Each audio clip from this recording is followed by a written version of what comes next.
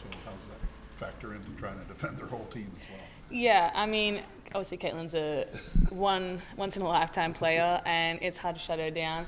I think what we're mainly trying to do is that, Caitlin might get her own, but make sure no one else does more than they need to. Right. So we've got a lot of things in play that we're going to try, different defenses. So that'll be fun, and it's just going to be a great experience for all of us to play against her and a team like that, and hopefully being underdogs and play like the underdogs. We love that. So yeah. You feel like your games against them the last 3 or 4 years, or 2 or 3 years, have been competitive to the standpoint where you got to find a way to push forward at the end. Yeah, obviously in the Big Ten tournament, losing to them, and we played 32 minutes of really good basketball. And I think now we're physically and mentally prepared to play that full 40 minutes, and hopefully, I think it will be a close game, will be fun, but we're ready to play that 40 minutes and hopefully be on top this time. And just the opportunity that this presents. Yeah. I mean, you're still on a winning streak, even though you didn't play the other day. Yeah, I know. I'll count that as a win. But just the opportunity you have to play a marquee opponent like this at home, and what this potentially could do for you guys the rest of the year. Yeah, it's huge, and we're so excited. Again, it'll be in the postseason. This will really help us getting that win. But we're just going to play like how we usually play, and defend Mackie. That's what we're all about. So yeah. I mean, knowing the history that comes with this building, 1999, this team beat a Tennessee team led by Pat Summit, Hall of Famers, 42-game winning streak. I mean, has Gerald's talked about that history and sort of what this program represents, when it comes to games like this? Yeah, I mean, she talks about, it's like this is 25th anniversary. She talks about it every home game, defend it. Like, this means a lot more than just basketball. And we try to, show that on the court, but also off the court as well. We try and, be there for our fans, those who came before us. And, she's all about winning. And Purdue just has a tradition of winning, so we're all about that. We're all in, and especially defending Mackie, that's our number one priority. Callie Camaro was part of that team. How helpful has she been, this week especially, in helping prepare for that mental aspect and, when that adrenaline dump is going to, possibly come at some point in a game environment like this? Yeah, she's been huge, more so in that winner mentality type of thing. She tells us, she reminds us, every play that, there's going to be 14,000 people there. It's little stuff like calling out the plays, echoing, being loud on the bench, being loud on the sideline. It's all that stuff that, it's hard to drill during practice, but she reminds us that that's going to be there. That's that sixth defender. So, we've got to be ready for that. And, she has so much experience in those type of situations, and she's just always on it, and I love it for that.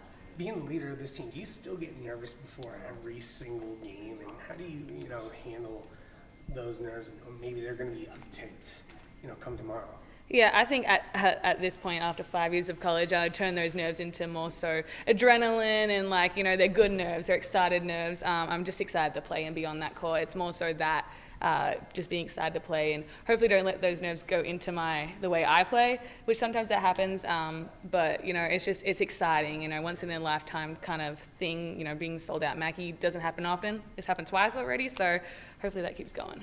What have your conversations been like with Rashunda, knowing you two are going to really have to play a big role in the game if you expect to win? What have you been sort of sharing with her throughout this week, the turbulence of going to Maryland, coming back, and then having to switch mindsets to Iowa? Yeah, I mean, Rashunda's my little baby sister. So, I mean, we talk about just staying locked into the game plan. Also focusing on our defensive end. Offensively, she's so gifted. Getting to that free throw line, getting to a jump shot. So that comes naturally to her, and I think she knows that. Needs to be reminded sometimes. But just being locked in on defense, and just kind of our scout and stuff like that. But she's very mature for being a freshman. She comes in and she plays like she's been playing college for years. So I'm super proud of her for that. And she's ready. I think they're all ready. Mary Ashley, Sophie, they're all ready to get on that court and be ready. How was that? At Maryland, waiting around, getting the game postponed and rescheduled. How did you guys respond to that? Did you guys make the most of that trip? I wish I could say we did, but we didn't. It was a tough trip. We were so ready, we felt like we were ready to, beat Maryland on the road. We had a great game plan, and we were hyped up during warm-up. They did the starting five. We were so ready, and then just a 10-minute delay. And, we was dancing, we were, having fun, but then it kind of got to the point where, okay, are we playing or not? And then we had the bus breakdown on the way to the airport. It was like a cursed trip. But, now we're just like, we're ready to play them this week. Like, we want to win even more now because we don't want that to ever happen again. So. Yeah. And then I asked Mary Ashley if, Caitlin Clark had weaknesses and if Iowa had weaknesses, and of course the team does. So what are those? What have you guys noticed? I think offensively, if we just play the way we play, shoot our shots, I think they don't do anything special defensively that would stop us from getting our buckets. And I think it's just really, we think their weaknesses are, just coming off screen. Defending screens is a bit, iffy, so we'll use that. And hopefully, defensively, that's how we're going to lock in, get some boards, get turnovers, and run them. So, yeah.